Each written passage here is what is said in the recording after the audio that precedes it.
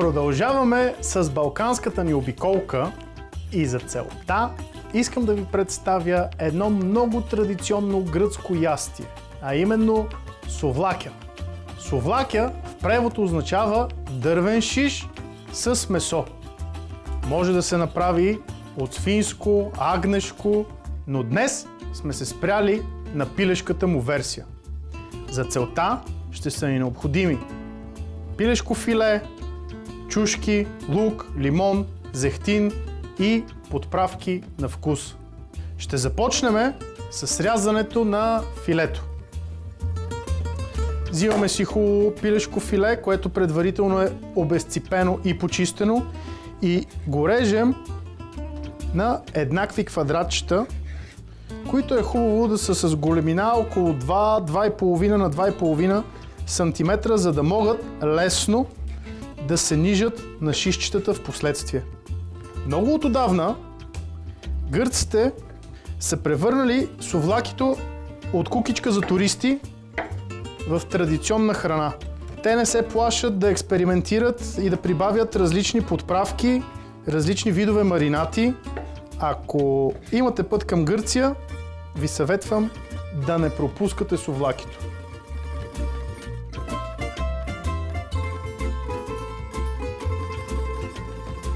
Месото е готово и го прехвърляме в ето това съдче, в което ще добавим всичките зеленчуци и подправки, за да може да се маринова както трябва. Приключихме с месото и продължаваме с чушките. Те трябва да са зелени, защото са доста по-тънки от червените и по-бързо се изпичат.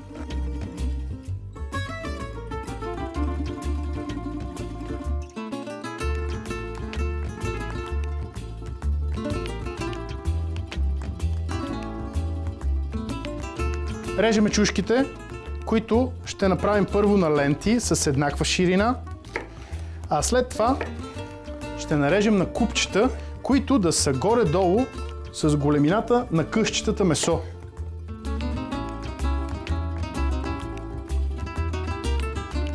Упражнението е същото, чушките влизат при месото.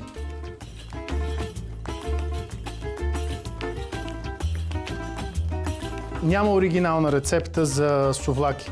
Някъде ще я срещнете, че месото се маринова отделно, след това се добавят зеленчуците, другаде ще бъде обратно, последователност. Аз ви давам моята рецепта, която се е доказала във времето. Продължаваме с лука, който е много важна част, но както забелязвате, този е червен. Водят го салатен, обаче за барбекюто е идеален, защото се приготвят доста по-бързо и вкусът му е много по-мек. Не дразни стомаха, а е чисто цветово, придава уникален вид.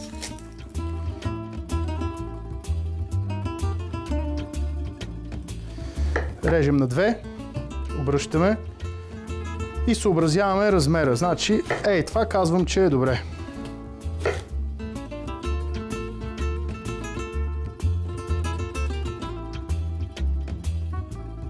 Чупим си парчетата. Няма да използваме всичките за шишчетата, но е хубаво всички да са в маринатата, за да могат да си пуснат вкусовете. И минаваме към същинското мариноване. Така. За целта ще ни трябват лимон, зехтин, сол, черен пипер и нещото, без което истинското сувлаки няма как да мине. Именно ригана. Почваме. Зехтин. Да има. А знаете ли защо да има? Защото после можем да изцедим маринатата и да заливаме шишчетата по време на самото печене на барбекюто. Продължаваме с лимона.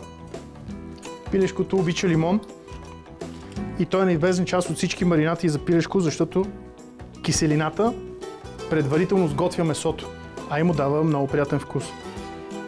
Минаваме и към по-финните настройки. Сол, черен пипер, по желание.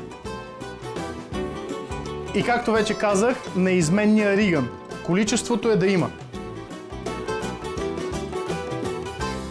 Дойде времето да разбъркаме всичко и да дадеме шанс на вкусовете да се смесят. Как ще го направим ли? Все тия два уреда.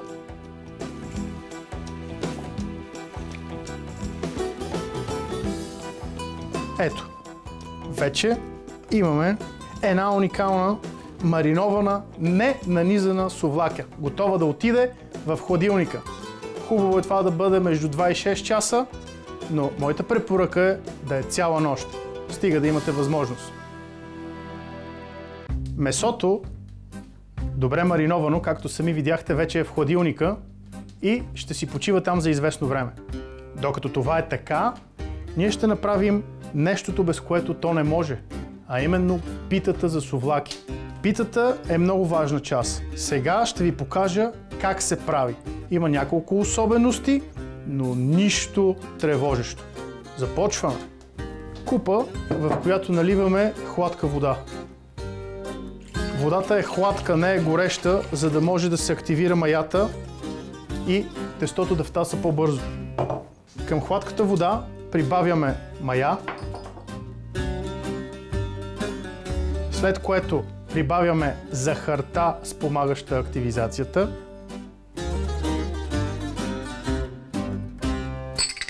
И накрая сол за какво? За вкус. Разбъркваме,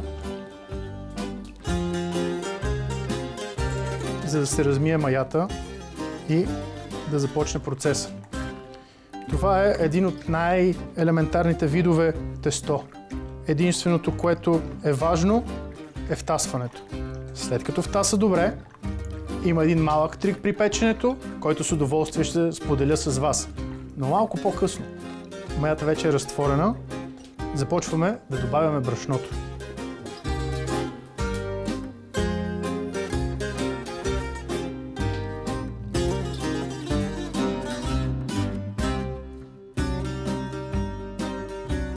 Най-важното е да усетите тестото, кога вече е хомогенно, за да не го направите прекалено твърдо и да започне да се цепи на пластове.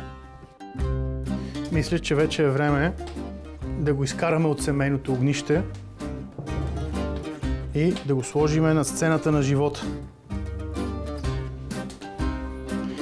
И вече мога да ви гарантирам, че е перфектно.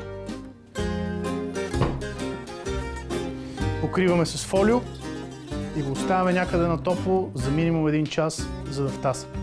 А след това, тъй като сте ми на гости, ще ви поканя навън, на двора, за да направим заедно едно хубаво барбекю.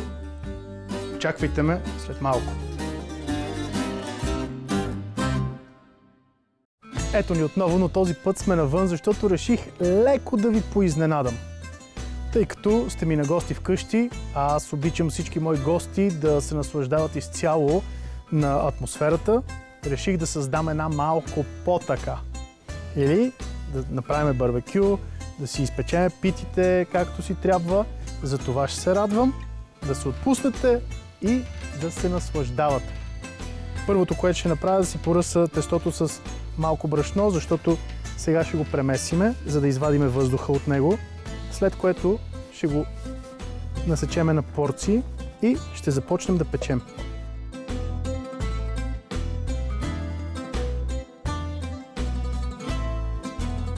Ако тестото ви лепне, може да използвате малко зехтин и печем.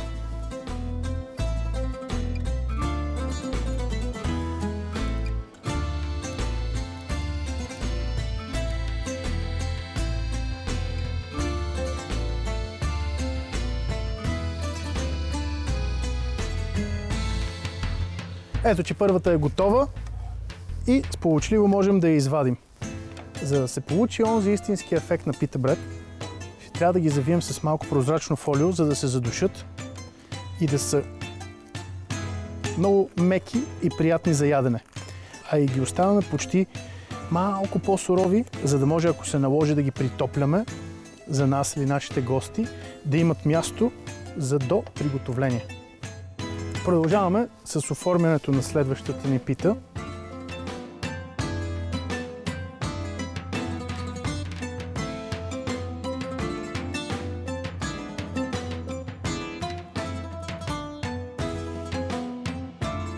И втората ни пита е готова. Завиваме, за да се задушава. След като сте се задушили, за да не се слепват и за да имат още по-добър вкус, ги ръсиме с царевично брашно и отново завиваме, за да продължават да се задушават.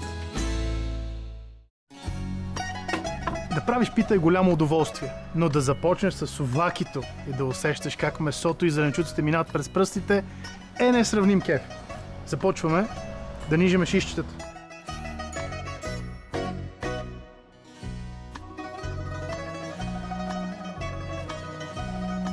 Веднъж готови, то поема единствения път към дома. И така, докато не усвоим абсолютно цялото количество от предварително приготвеното ни месо.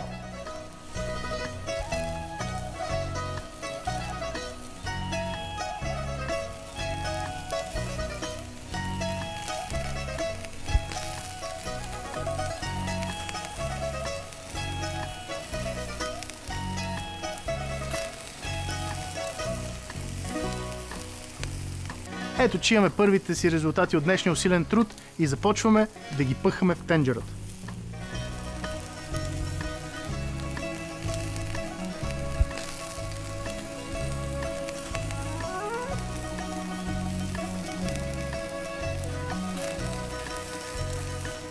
Ето, че чакането се ожена с успех. Последните две скачат в тенджерата, след което ще ги съберем в свещен съюз с питите.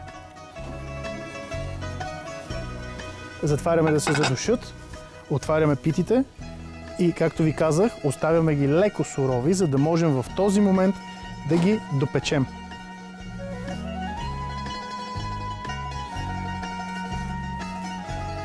Както ви обещах, момента за свещения съюз между питите и сувлакитата. Не ми остава нищо друго, освен да ви пожелая добър апетит и да ви е сладко, приятели!